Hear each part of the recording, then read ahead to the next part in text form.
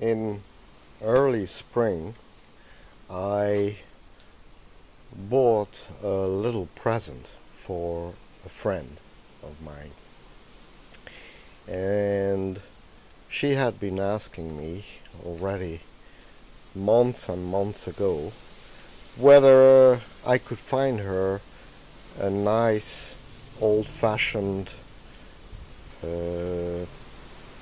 apparatus, let's say. I don't want to spoil your surprise yet. So anyway, I bought it reasonably priced on eBay, and I think it will need a little bit of work.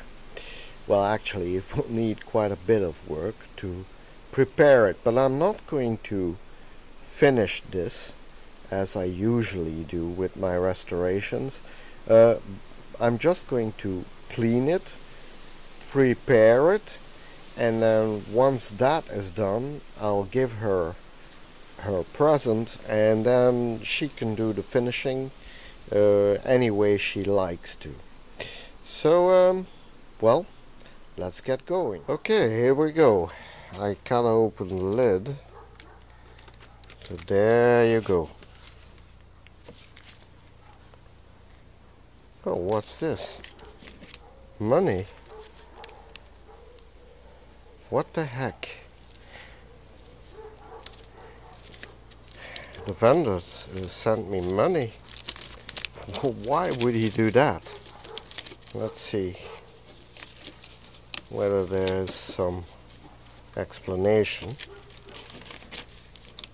Bloody hell, he sent me 10 euros. Why did he do that? Well, I'll have to get back to him and ask him why. Okay, well, it's a nice gesture, but I don't understand why he did that. Okay, well, let's see if you can make out what this is.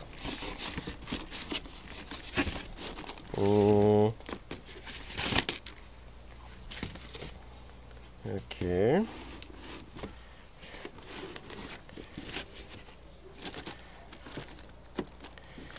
Wait. Something seems to be in the way here. Okay. There you go. All right. Well, this is the front of it.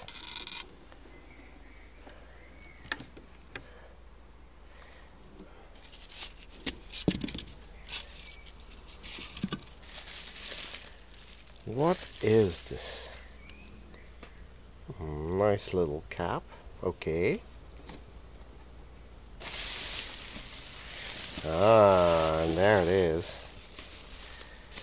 Yes. I think by now you all know what this is, isn't it?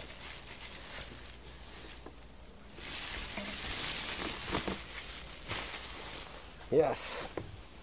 It's a pickup, and it's an old-fashioned pickup. Yeah.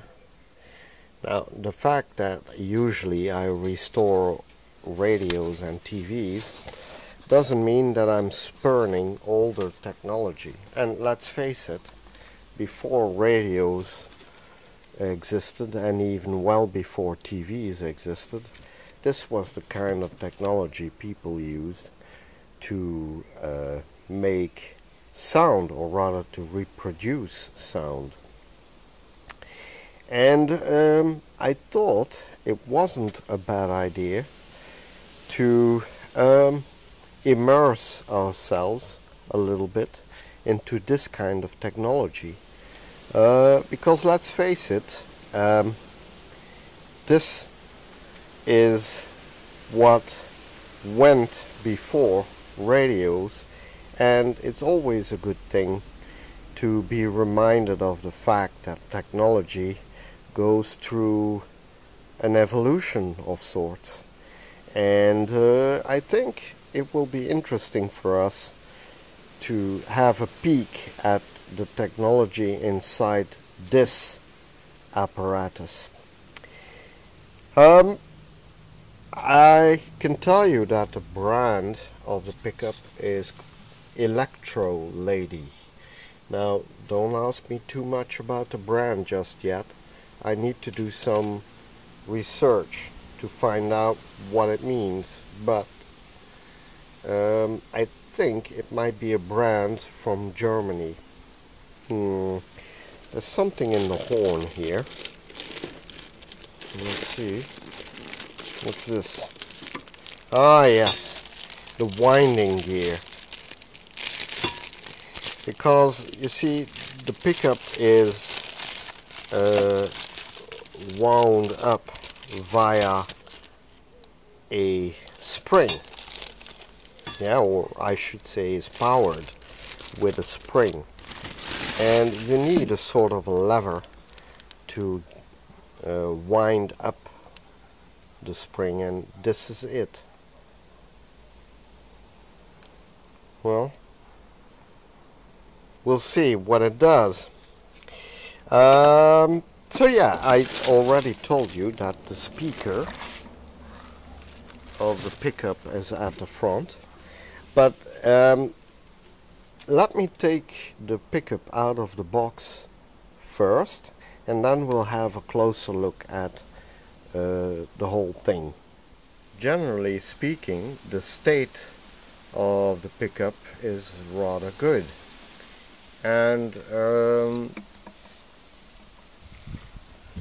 the veneer doesn't seem to have suffered too much, although on the top, as usual, there are the classical traces of, you know, something wet which was placed on top of it and which soaked a little bit through the lid of the pickup, which, well, it's a shame, but it happens with these old things, you know. But generally speaking, the state of it is rather good. Yeah, the corner here has suffered a little bit, but I suppose I can repair this with a little bit of veneer or wood. The hinge looks original, and then this would be the hole through which you slide the winder to wind up the mechanism inside. Okay, so yeah, and then here, I think due to moisture, the lid lifted up a bit, so this will need a little bit of gluing to repair as well. Okay, well, let's have a look at the pickup inside. The pickup has these nice, cute little doors here at the front, and when you open the doors, this is what you see. Actually, not very much. This is a horn, my guess is, through which the sound comes, and, well, the rest of the box is pretty much, well, a sound box or a loudspeaker if you prefer, and the sound is being piped in the horn from the top of the pickup. So right there where you see the pickup arm, which is this,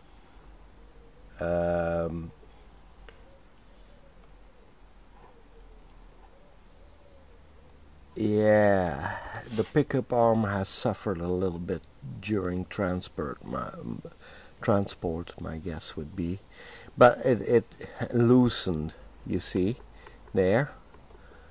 So that's unfortunate, but anyway, the sound is picked up via a needle, and I'm pretty certain that the needle that's in this head is not original.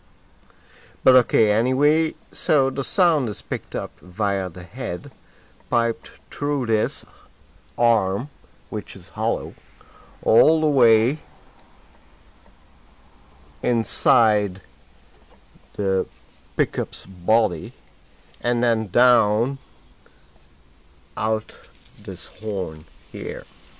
Now I don't have any records, 78 revolutions records, unfortunately, but I'm sure my friend has. But in any case, I also discovered this little thing here.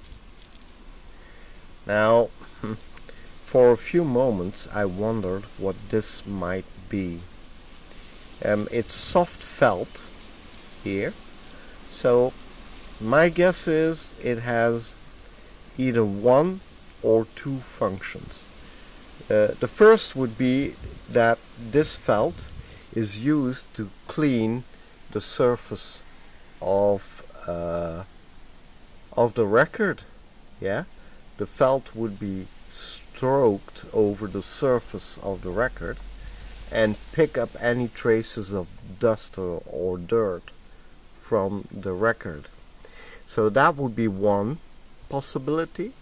The other possibility would be that it would stopper up the horn to avoid any dirt going into the horn, like pretty much like this.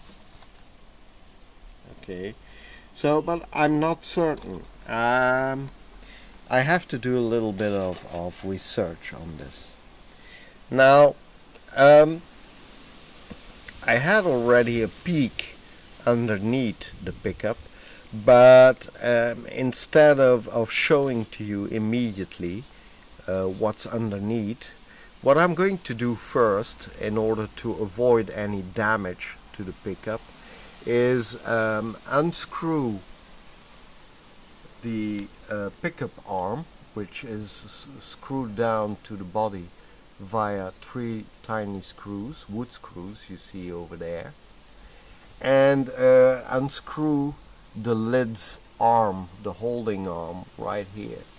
Okay, so I can open up the box completely, because I don't want to damage the head of the pickup, you see.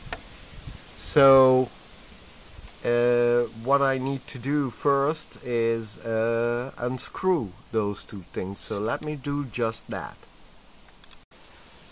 Alright, so this is the bottom of the pickup, and as you can tell, it's rather crudely done, but okay, solidly, but well, crudely done, you know, nothing special, nothing specific, you know, it's just a case, let's say. But the horn is interesting. You see this little wooden piece here, which has a kind of, which is shaped into an elbow.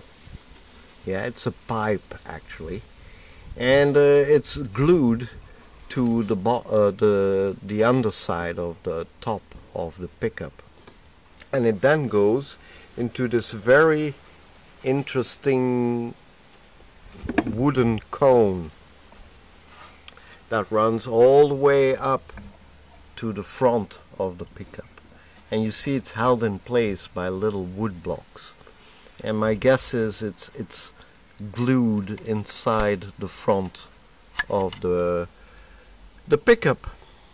And the mechanism itself is really not much. Yeah, it's this piece of metal here. Now I need to release it to be able to see what the mechanism really is, but my guess is it's probably something resembling a clock mechanism. Now you see, this is the winder, and the winder goes through this hole right there, yeah, and comes in here, And then you see there's a slot in the winder, and there's a tiny pin on the drive shaft.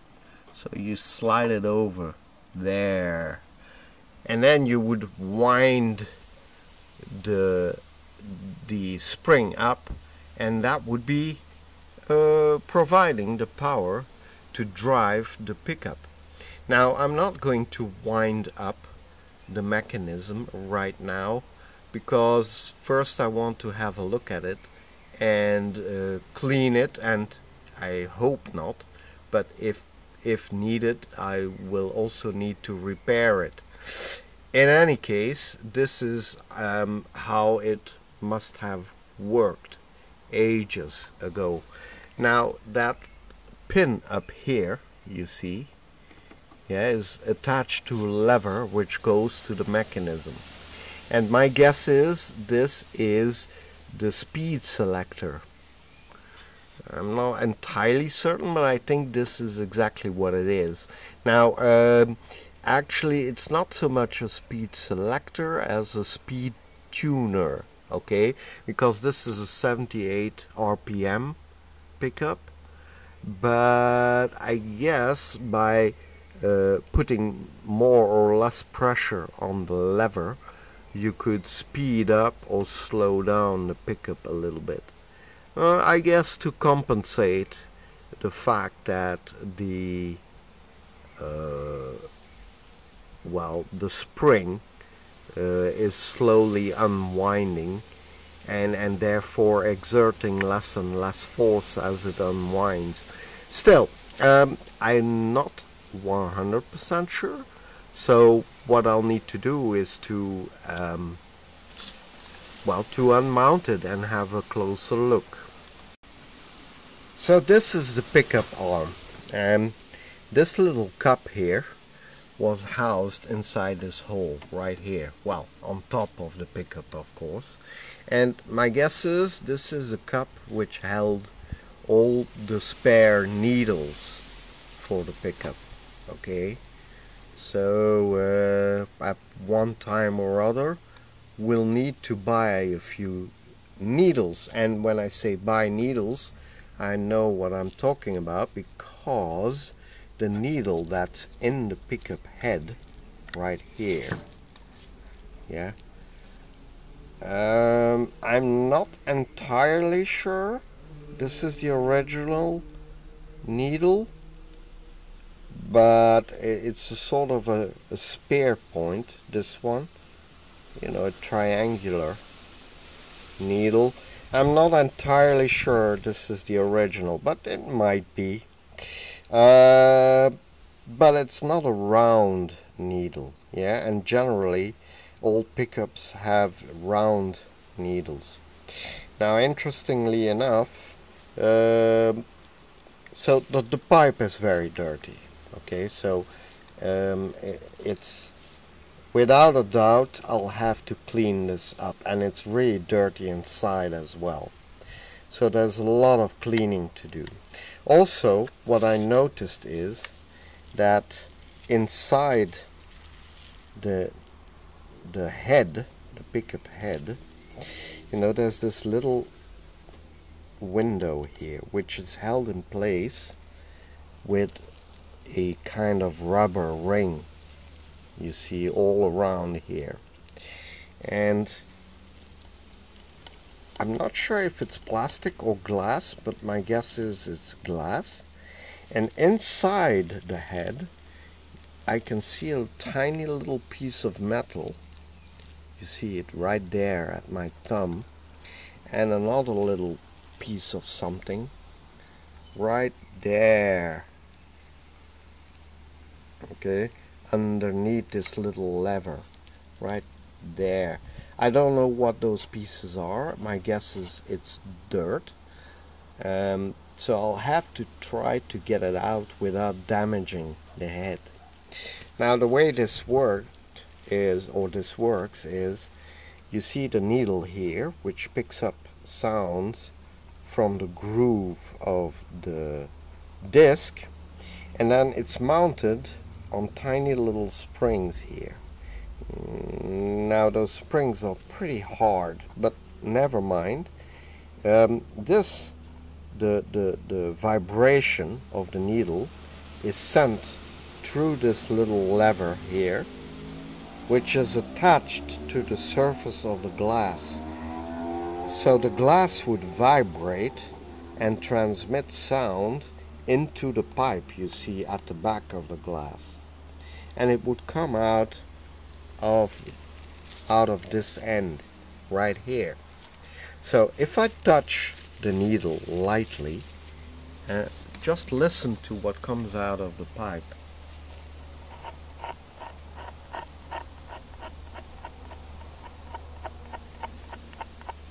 Yeah, so you can hear me rub the needle and the sound comes out of the pipe.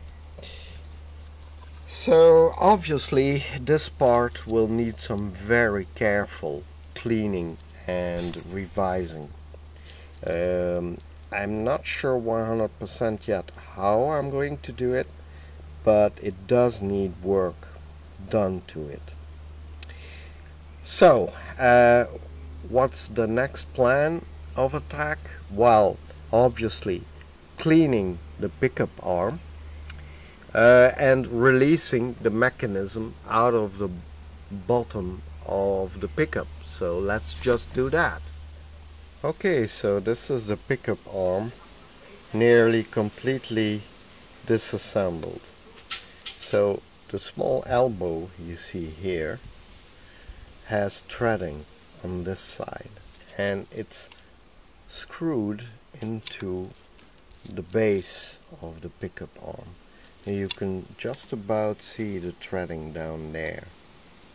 Okay, it's extremely dirty, and it looks like either grease. It's filled up with some kind of grease or wax or something like that. So it will need thorough cleaning. In any case, it screws into the base of the arm right there. And then you have the head, the pickup head, and that is clamped into this end of the pipe, okay, via this tube which is attached to it. So in fact you can see right through the glass to the front of the pickup head, okay.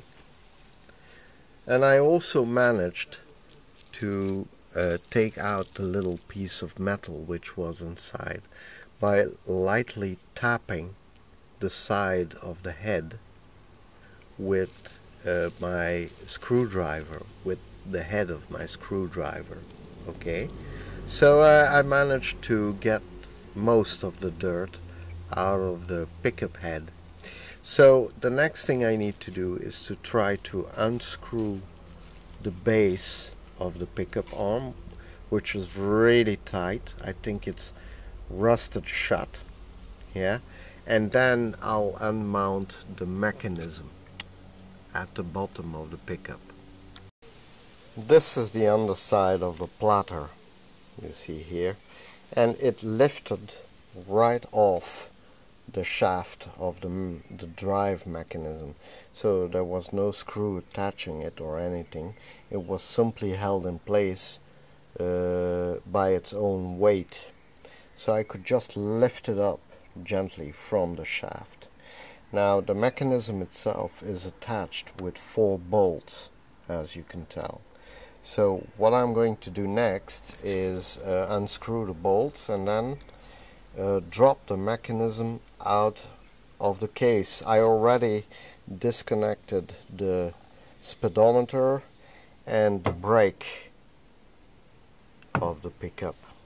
Before I start treating the pickup arm with some navy jelly against rust and all that and oxidation, I decided to degrease it, and I'm using a kind of industrial degreaser which is called Protecton.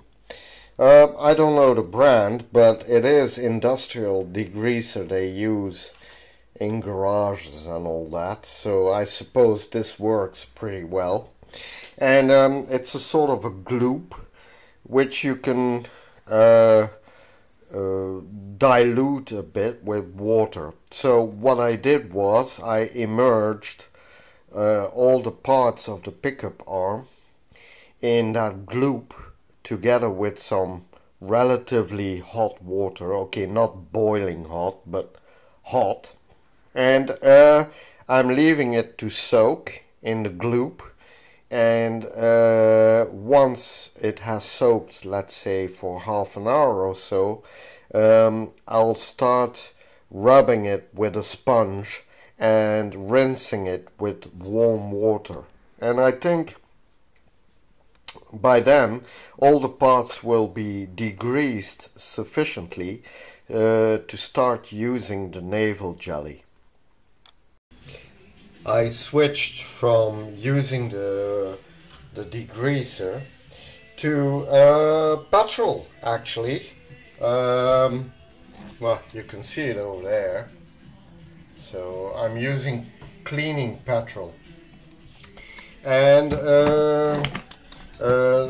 funnily enough, the petrol seems to be necessary to completely wash away the degreaser, which is, well, like I said, ironic really.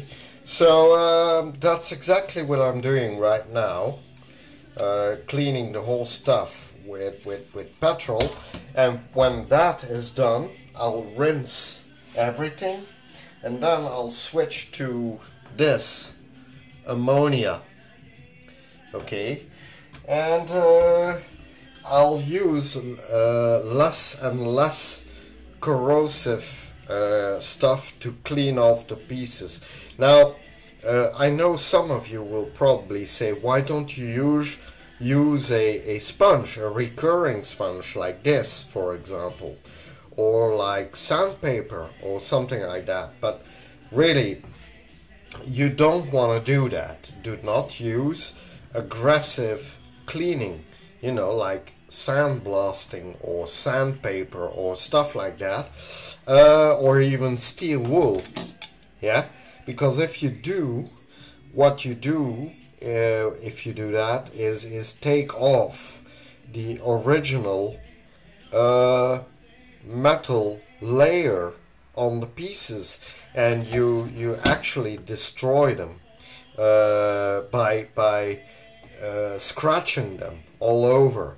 So that's the reason why I'm switching from less and less corrosive stuff or less and less strong stuff to end up using only pure water, and by pure water I mean distilled water, to clean it all off. Once it's all cleaned and completely degreased, then I'll switch over to using the navel jelly. Okay, all the pieces are rinsed and degreased, properly degreased, and now I'm going to switch to navel jelly, which apparently in my country is not pink but green, and an old toothbrush. So what I'm going to do now is I'm going to liberally smear a whole lot of navel jelly all over the parts, and then let the jelly do its work and take off the rust. I'm not sure what I'll do afterwards. It's quite possible that I'll give the pieces a coating of clear lacquer against any further rust, but I'll have to think about it first. So anyway, the navel jelly first, and then we'll see what we'll do next. Oh, and by the way, I never have had so clean hands as today. I mean, there's not a bit of grease left on my fingers. nor is there any dirt to be seen. I mean, if you're going to use all these products at once, well, it's certainly going to take away a lot of dirt. There was so much rust on the pickup head mechanism that this is the third time I'm bathing it in navel jelly.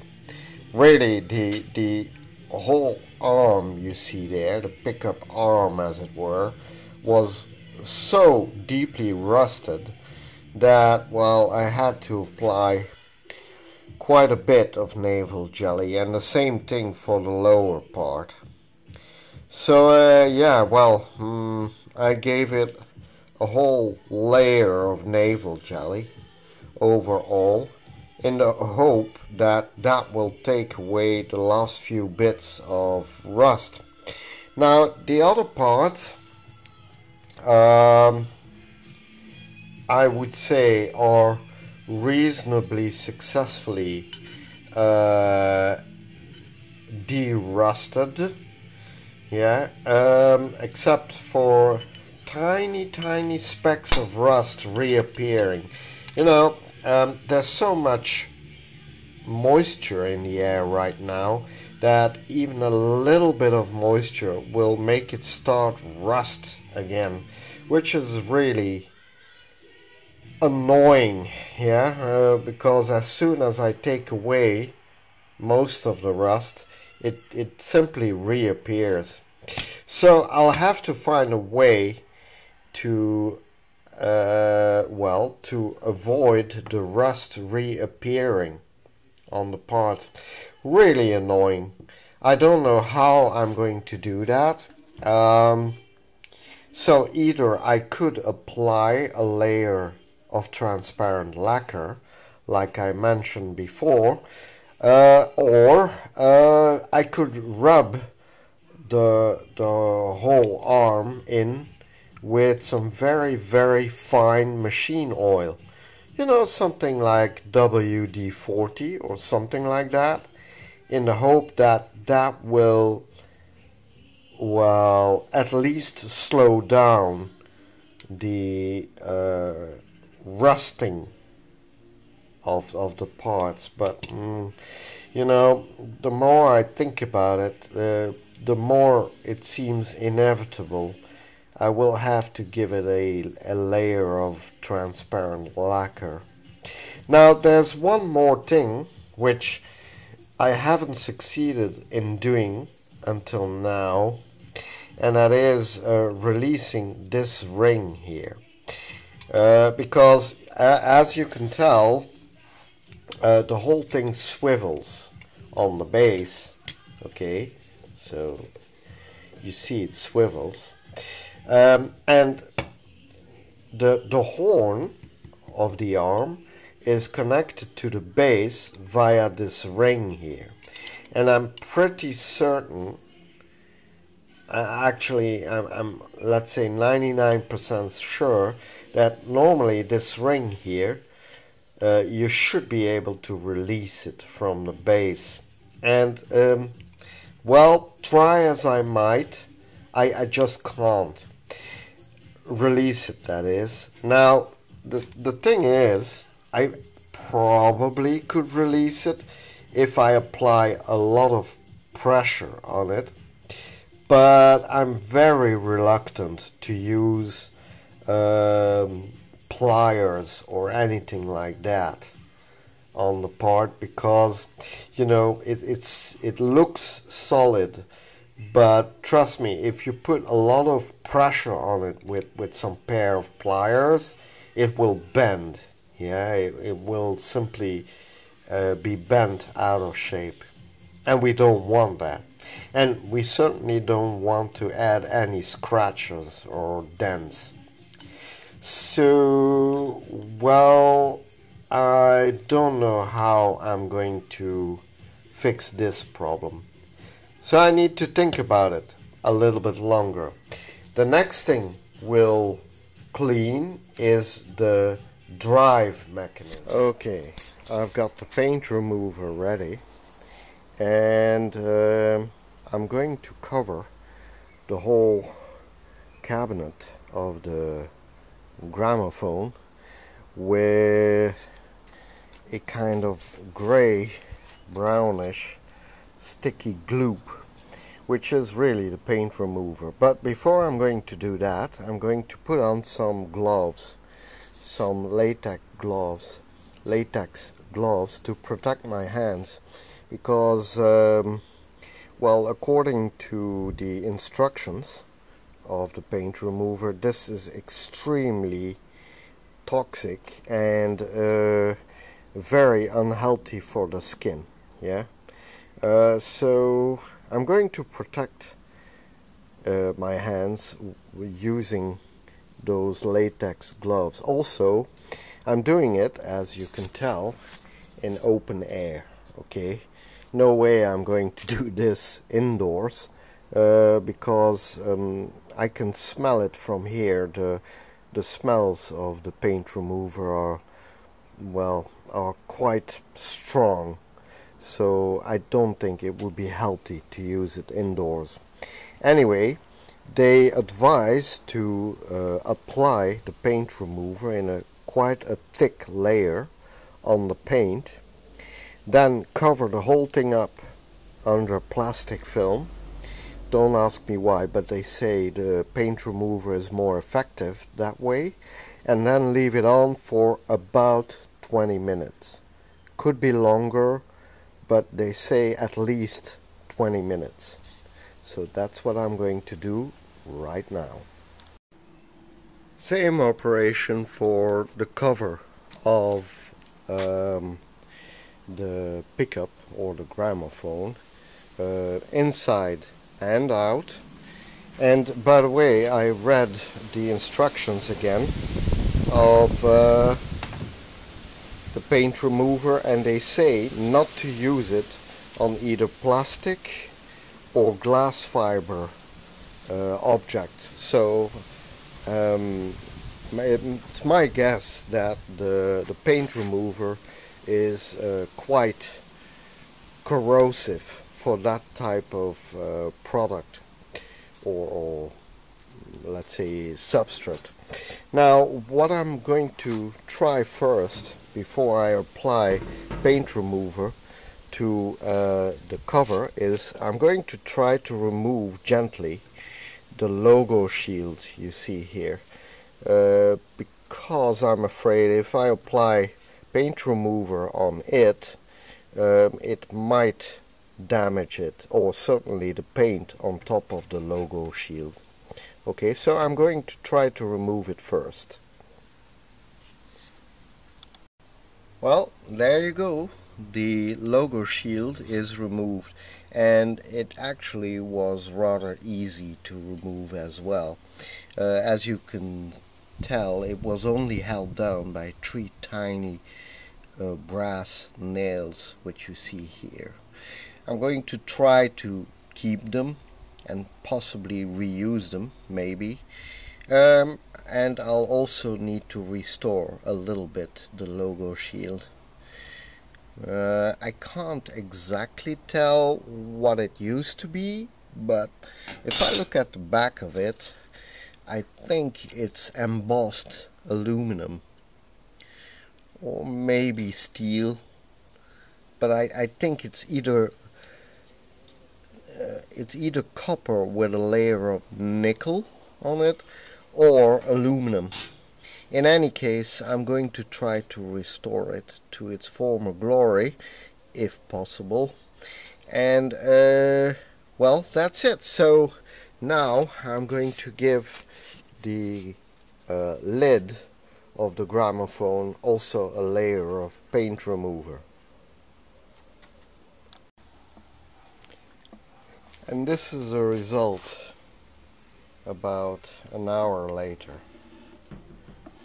Yeah.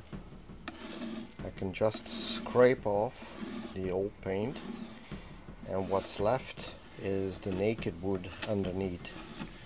So what I'm going to do now is scrape it all off gently with a flat scraper, and they say to neutralize whatever is left of the paint remover with water. So what I'm going to do afterwards is take a sponge, a damp sponge, and rub it all off to make sure that there's no paint remover left. Okay, so that's the job for, say, the next half hour.